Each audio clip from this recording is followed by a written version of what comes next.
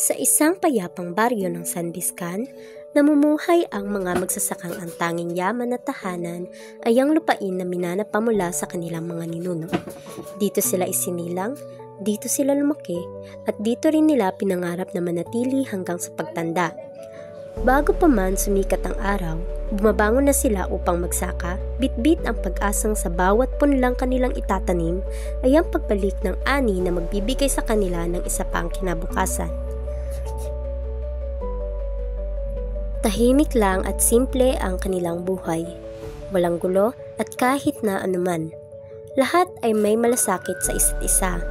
Nagkakasundo, nagkakaisa, nagkakapatiran. Isang pamayanang binuo ng pawis, tiyaga at dangal.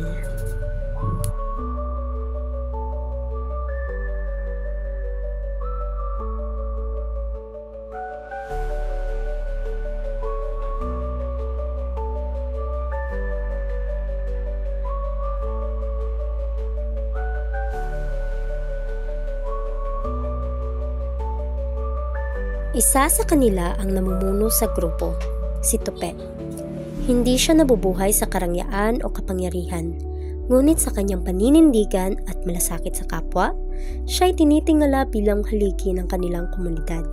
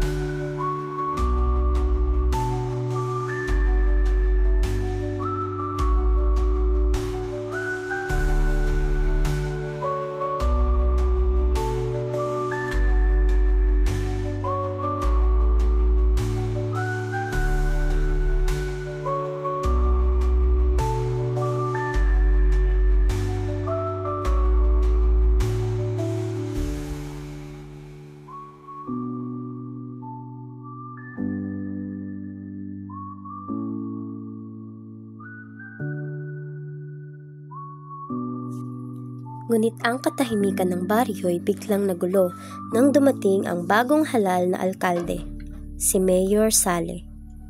Maganda ang ngiti, magaling magsalita, at may mga pangakong tila kay ganda para maging totoo.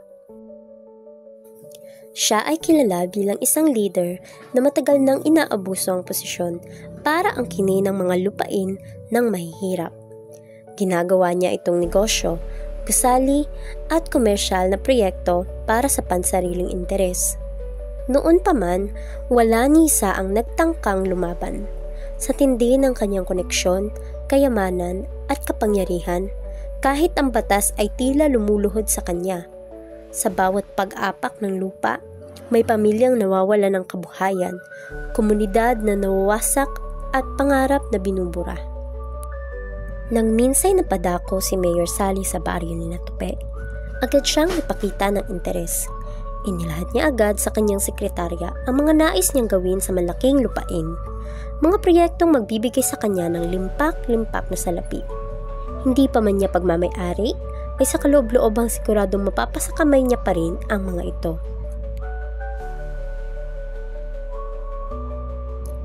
Nilapitan ng sekretarya si Daniela, isang magsasaka, at ibinahagi ang kagustuhan ng alkalde na makipag-usap sa kanila patungkol sa lupa. Bagamat may hinala na at duda, pumayag na lamang siya.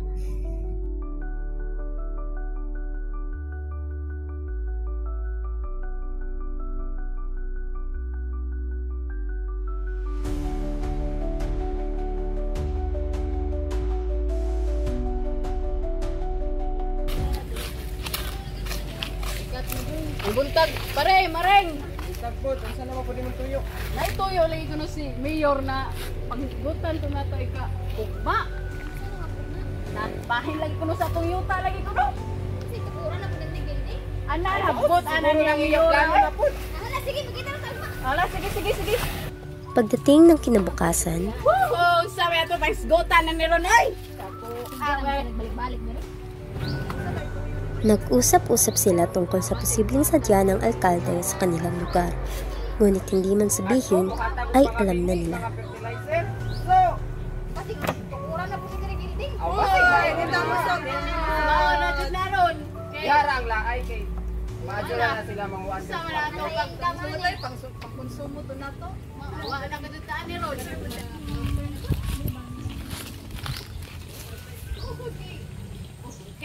Sa pagdating ng mayora, ay binati nila ito. Naisuroy malagi ka ari unsa imong Namahagi ang sekretarya ng mga papel sa magsasaka. Mga dokumentong naglalaman ng alok na tila kay hirap tanggihan. Ngunit kahit kaano man kaganda ang laman ng mga ito, madiin at buong paninindigan silang tumanggi. Walang kahit na anong halaga ang makakatumba sa lupang buong puso nilang poprotektahan. Nandi sa pagpila na din mo dawat ana din. isa pa ila na diri mi nabuhi. Inyo na ng inyong kwarta. Inyo Naisipan ni Natupe na tumungo sa munisipyo upang idulog ang kanilang problema. Umaasa silang maririnig ang kanilang boses at mabibigyan ng hustisya ang kanilang hinaing. Ngunit sa halip na tulong, malamig na pagtanggap ang kanilang nakuha.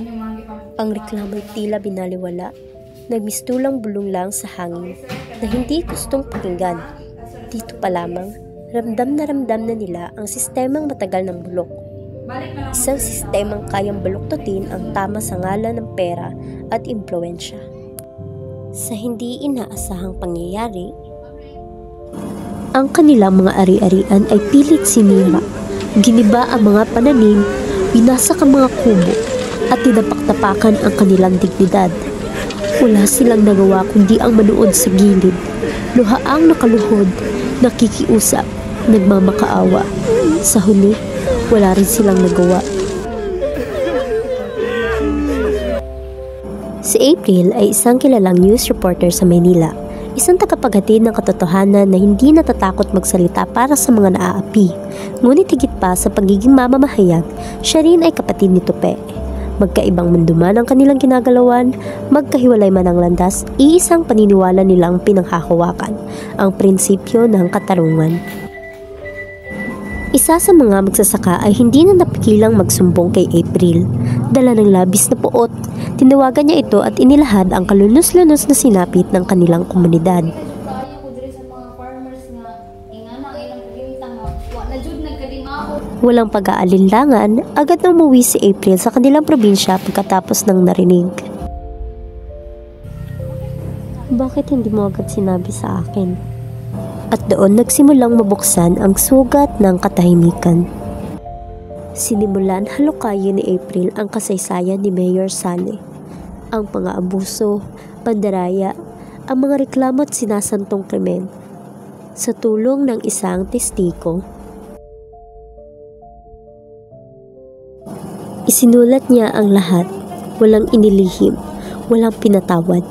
Ipinatong niya ang sarili sa panganib, alang-alang sa katotohanan.